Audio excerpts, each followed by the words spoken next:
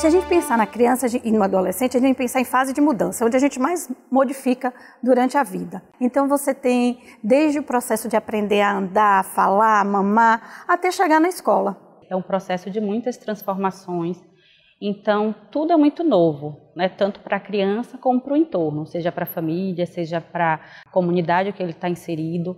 Então só por ser uma fase onde tudo é muito novo e desconhecido, já requer mais atenção. Então é um período também onde muitas questões aparecem e às vezes eles sozinhos não conseguem enfrentar, tanto as crianças como os adolescentes, ou os pais não dão conta também de dar o suporte e precisam de um auxílio profissional.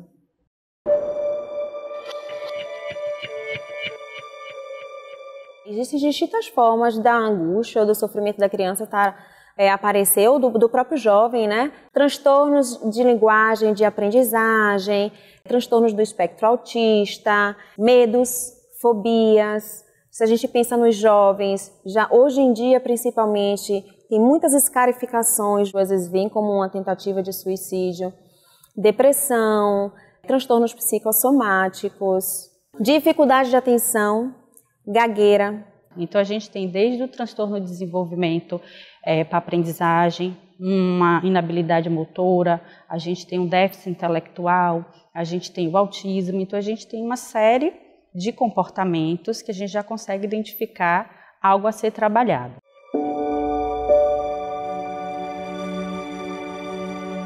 Dentro dessa manifestação da criança, eu tenho às vezes uma criança que é super agitada, que é inquieta, né, que não consegue ficar parada, não consegue manter a atenção na televisão, na brincadeira, e logo ela acaba sendo taxada como hiperativa. Tem uma determinada fase da criança que é importante que ela consiga experimentar tudo que está ao redor dela. Então, ela não senta porque ela quer brincar, ela não quer comer porque a brincadeira é mais interessante do que a alimentação naquele momento. E isso faz parte do desenvolvimento normal de uma criança. O que a gente precisa estar atento é o quanto que isso se repete e o quanto que isso traz sofrimento para a criança. E a gente consegue perceber, às vezes na criança, uma intolerância. Essa criança não consegue dormir direito, então essa criança acorda muito tarde. Só que isso faz parte, primeiro, do funcionamento biológico. Pense que uma criança tem inúmeras coisas para aprender, tem o mundo todo para explorar. Então, são muitos estímulos, é muita excitação diante desse mundo. Então, para desacelerar é um pouco mais difícil. Então, a gente precisa dar tempo das coisas se acomodarem. Então, muitas vezes não é necessariamente um sinal ou uma lista de sinais que a gente possa dizer, se seu filho está se trancando muito no quarto, é um sinal de que você tem que procurar um psicólogo, um psiquiatra. Não se trata disso. Se você encontra mensagens no celular do seu filho de que ele está dizendo que a vida é uma droga, que nada presta, então sinal de que você tem que levar... Não se trata disso. Todo mundo se angustia, todo mundo sofre, né? E às vezes a criança está se angustiando em excesso ou está sofrendo em excesso. E à medida que quem está perto, né, quem está junto, percebe que tem algo que não vai bem, que tem algo que mudou para mais, para menos, que está aparecendo um sofrimento, né, uma angústia ali excessiva, é imprescindível que se busque, é importantíssimo que se busque um profissional para a partir daí se pensar, às vezes pode ser que não precise, às vezes pode ser que passe pouco tempo, o que fazer a partir de então.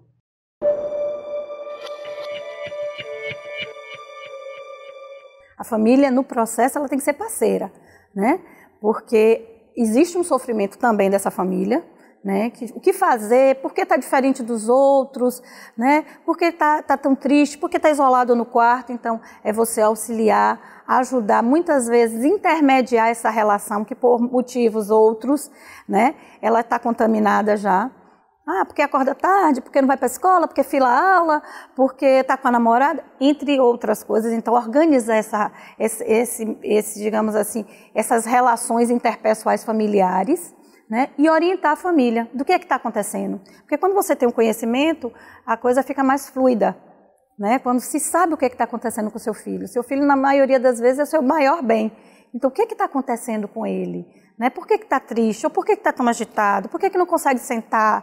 Ou ainda, por que todo mundo tirou nota boa e ele tira nota baixa? E por que ele está agressivo? Então, essas perguntas todas que ficam no imaginário dos pais são acolhidas. E aí você tem como auxiliar, orientar, traçar estratégias junto com ele, né? Explicar o que é que está acontecendo, que é o mais importante, é transmitir aos pais um esclarecimento de tanta dúvida, de tanta angústia. Então, assim, nesse primeiro momento que se acolhe os pais, já dá uma aliviada bastante nesses pais. Então, é importante que quando essas coisas saem do caminho, busque realmente profissional, para que as coisas não se tornem um volume maior e chegue na adolescência, uma adolescência muito complicada, né? E quando estar na adolescência e ver que as relações estão contaminadas, também buscar o profissional, seja ela na parte educacional, comportamental, emocional, de que ordem for.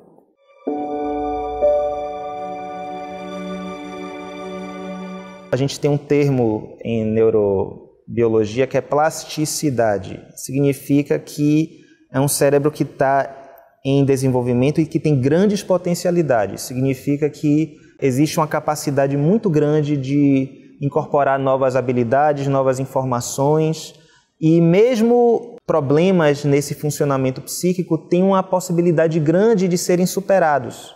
Quanto mais cedo você lida com o problema, menos danos você vai causar, né? Menos danos você vai ter na vida, quanto mais rápido, quanto mais precocemente você intervém sobre isso. Que é uma coisa talvez lógica da gente entender, mas muitas vezes a gente tem muito medo do que as nossas intervenções podem causar. Existe uma certa preconcepção de que a criança ela mesma que se resolve, se a gente falar sobre certo assunto, isso pode talvez piorar o problema, então certas coisas acabam virando tabu, não são discutidas, questões em relação à violência, sexualidade, comportamentos de risco, uso de drogas. Muitos transtornos mentais que a gente lida com a pessoa quando adulto, não só alguns deles têm início na infância, mas muitos têm uma correlação em que sofrimento na infância acaba sendo um fator de risco para o desenvolvimento de outros transtornos no futuro, incluindo alguns transtornos de personalidade, o próprio transtorno depressivo. Então, tudo isso traz esse imperativo de a gente ter um cuidado maior com as crianças e com os adolescentes, para que a gente possa ter não só crianças e adolescentes mais saudáveis, mas também adultos mais saudáveis.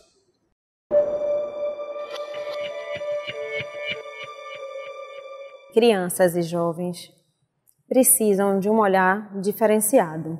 E de um olhar mesmo, às vezes, inclusive, essa é uma questão muito forte para eles. É o não ser olhado ou não ter sido olhado. Tem um provérbio em inglês, it takes a village.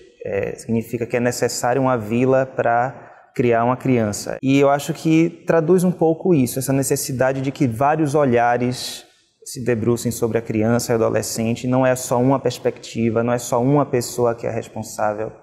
Então, quando você inicia o trabalho, você inicia avaliando, para entender onde é que está esse bloqueio, onde é que está essa necessidade, onde é que está essa carência, o que é que leva a criança a estar ali com você. Então, entender o porquê, né?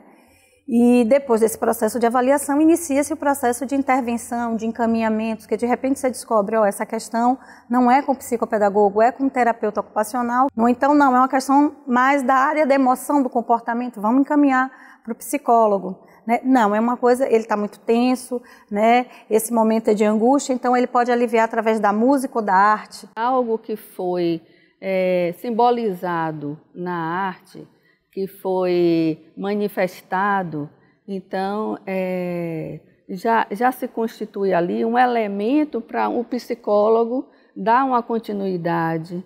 E aí que eu acho que a gente ganha na construção do atendimento a essa criança, facilitando um processo do outro, na hora que a gente está em equipe discutindo o caso, construindo esse caso coletivamente. Então a gente ganha, a gente cresce em respostas a essa criança.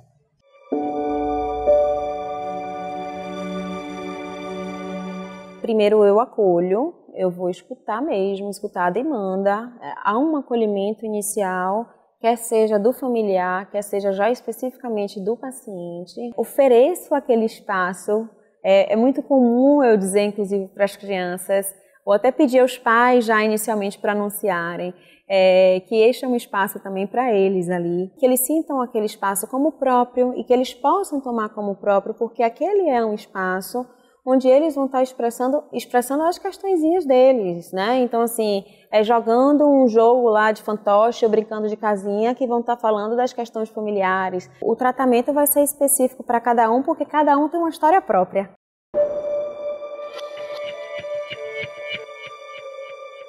Quando se procura o psiquiatra, um dos problemas que eu identifico é que geralmente o psiquiatra ele só vem a se envolver no cuidado quando a coisa já tomou uma gravidade muito maior. E isso tem a ver também com outra questão, que é a associação entre o psiquiatra e a medicação. O medicamento não é a única via de tratamento. O papel do psiquiatra talvez não necessariamente como um mandante, mas como um guia. O guia através do diagnóstico, através da avaliação, para justamente conseguir identificar quais são os caminhos pelos quais o tratamento deve caminhar.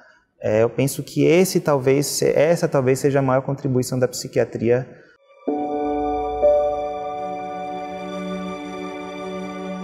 Nosso objeto é a aprendizagem. Eu gosto de trabalhar na psicopedagogia com o lúdico, com o leve, com o suave. Então, quando você tem uma criança que vem encaminhada para você, ela já vem, poxa, eu sou diferente. E aí a gente tenta desmistificar.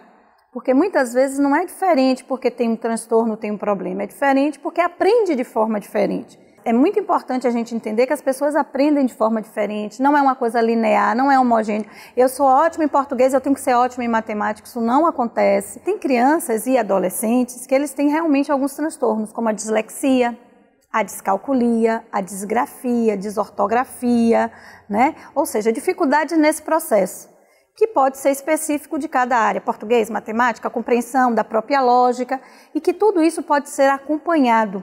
Pode ser orientado, avaliado e acompanhado. Então, as pessoas não precisam criar dessa situação um problema.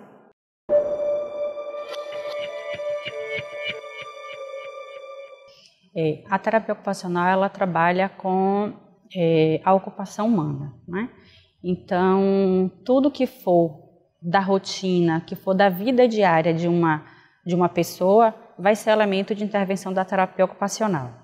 Então, desde o acordar, das atividades que ele desenvolve, de escovar dente, de se vestir, de banhar-se, isso é cenário para intervenção da terapia ocupacional. Aí eu penso que na infância, onde tudo está sendo construído, porque diferente de um adulto, você já tem essas rotinas estabelecidas, né? Na criança, faz parte do processo de desenvolvimento dele estabelecer essas rotinas. Então, quando eu tenho uma criança que tem uma dificuldade ou outra para desenvolver essas habilidades e desenvolver essas atividades, que é de escovação de dente, que é de amarrar o sapato, que é de tirar a roupa, que é de tomar seu banho sozinho. Quando eu tenho criança que tem uma dificuldade de fazer isso, aí a gente vai ter que fazer uma intervenção da terapia ocupacional treinando essas habilidades. A primeira coisa é identificar o que é que dificulta. Então, eu tenho uma área de desenvolvimento, né, vamos pensar que seja o se vestir. Então, eu vou avaliar essa área de desenvolvimento, que é dos cuidados de higiene, né? E eu vou avaliar os componentes que dificultam a realização dessa atividade. Então, essa criança ela não tem uma apreensão, ela não tem uma tensão, ela não tem um movimento de pinça para fechar esse botão. Então, quais são as habilidades que eu vou ter que investir nessa criança para que facilite ela se vestir e ter a autonomia dela?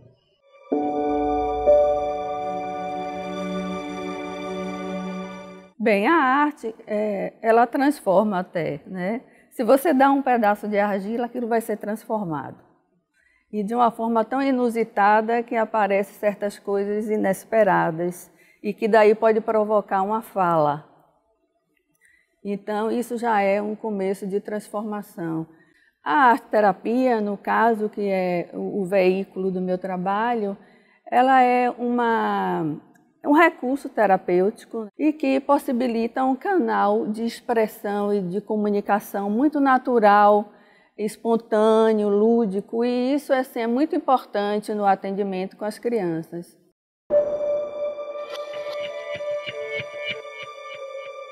A musicoterapia ela serve para ajudar a diminuir angústia, estresse, no processo, nos transtornos, como, por exemplo, o espectro autista. A musicoterapia ela entra como um aliado forte, porque a música ela é um meio de comunicação não verbal. E muitas vezes o autista ele rejeita essa comunicação, mas ele aceita a música como elemento de intervenção. Então ela pode vir aí como manancial, como elemento real de contato. Trabalhar com a música é trabalhar memória, é trabalhar aprendizagem, é trabalhar emoção, né? É trabalhar todo um manancial.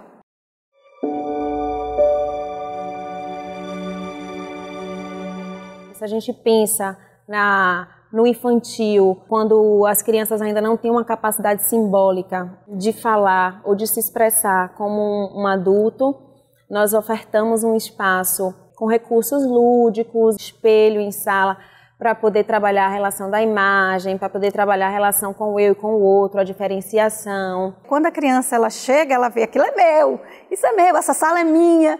Então aí você entra com a parte do egocentrismo, mas você entra também com a parte da apropriação, você entra com a parte da autonomia, tudo ele pode pegar, ele pode mexer. Então assim, é muito bom para a criança estar num local que foi feita para ela, né? Foi feita pensando nela, e aquilo é muito interessante. A gente vai buscar várias formas de interagir com o indivíduo. E muitas vezes a gente não vai interagir diretamente com o indivíduo. Às vezes a gente consegue essa interação, esse acesso por outras vias, especialmente se tratando de crianças e adolescentes. Então, às vezes eu consigo conversar muito mais com a criança quando a gente está desenhando alguma coisa, quando a gente está jogando videogame ou quando a gente está discutindo alguma coisa que está num livro, do que se eu apenas fizer uma pergunta direta para a criança. Então, quanto mais recursos a gente tem e quanto mais oportunidades de usar esses recursos a gente tiver, mais informações a gente tem para conseguir fundamentar melhor o diagnóstico, para conseguir chegar a esses objetivos do tratamento.